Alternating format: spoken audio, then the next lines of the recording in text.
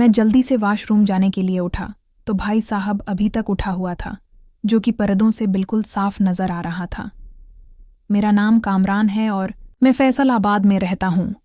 मेरे घर में मेरी बहन और अम्मी हैं। वालिद साहब की वजह से शारजा में होते हैं और साल में एक दफ़ा पाकिस्तान आते हैं। मेरी बहन स्कूल में टीचर है और मैं बेनक में काम करता हूँ। मेरी बहन की उम्र 20 साल है और उम्मी की उम्र 45 साल और मेरी उम्र 26 साल है। मैंने कभी सोचा भी नहीं था कि घर में बहन और उम्मी के साथ ये काम हो जाएगा।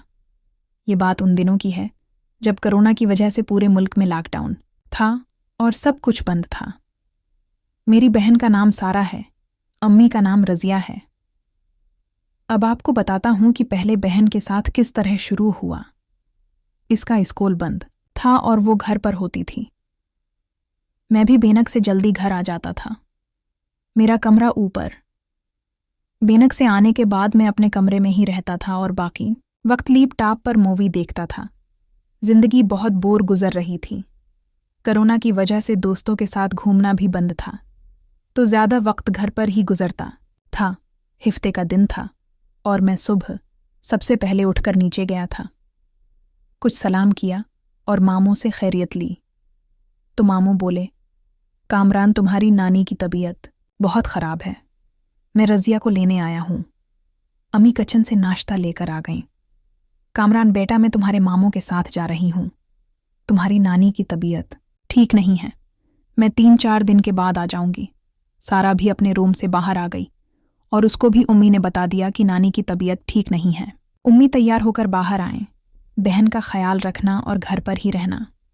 मैं बोला, उम्मी मैं तो घर पर ही रहता हूँ। उम्मी बोले, अकेले बेटा, बात समझ रहे हो।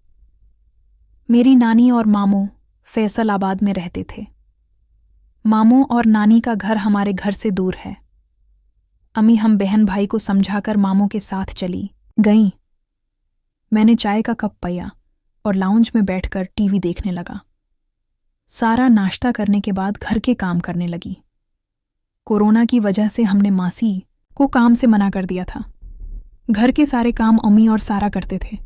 मैं टीवी देख रहा था और सारा किचन में काम कर रही थी।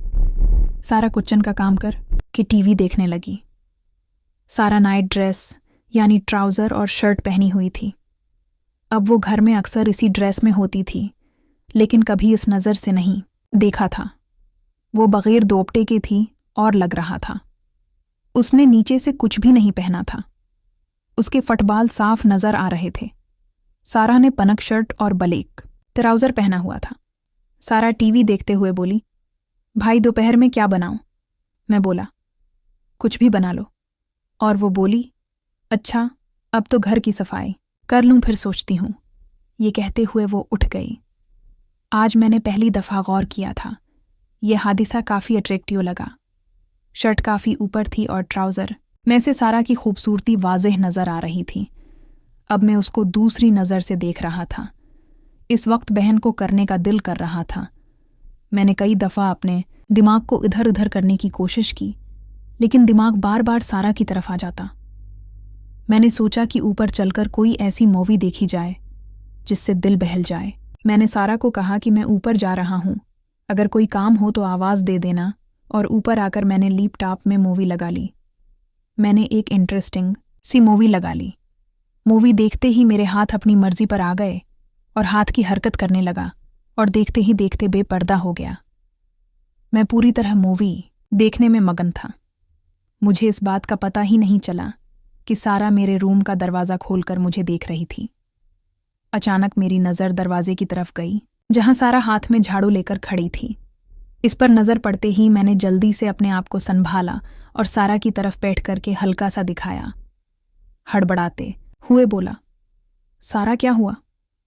कोई काम था? नहीं भाई, रूम की सफाई करनी थी। मैं बोला, अगर किसी के रूम में जाओ तो दस्तक देते हैं।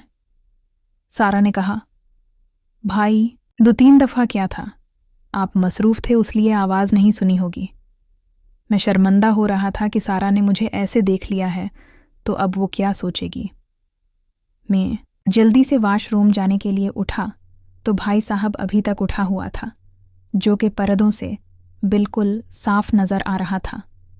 वो मुझे देख रही थी। मैं वाश रोम चला गया। फारिग होकर वापस देखा, सारा कमरे में झाड़ू दे रही थी और उस पर नज़र पड़ते ही फिर नीचे से मेरा तो ये सलामी देने लगा। अभी मैं नज़ारे मैं ही मग्न था कि सारा मेरी तरफ मड़ी और उसकी नज़र फिर इसी जगह पर पड़ी। उसने कहा, भाई आप नीचे चलें, मैं आपके कमरे की सफाई करके आती हूँ। मैं नीचे आ गया और टीवी ऑन कर लिया कि इतनी देर में सारा भी ऊपर से नीचे आ गई। उसके अंदर से कहीं भी ये नहीं लग रहा था कि अभी कुछ देर पहले उसने अपने भाई को इस हालत में देखा है, और वो भी हाथ का काम करते हुए।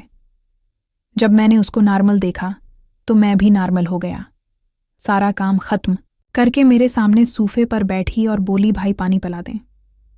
मैं उठा और फरीज से पानी निकाल कर इसको दिया। पानी देते हुए मेरी नज़र इसके नशीब वो फिराज पर थी जो करीब से देखने से और वाज़ेह पता चल रहे थे। मुझे इस तरह देखते हुए सारा बोली,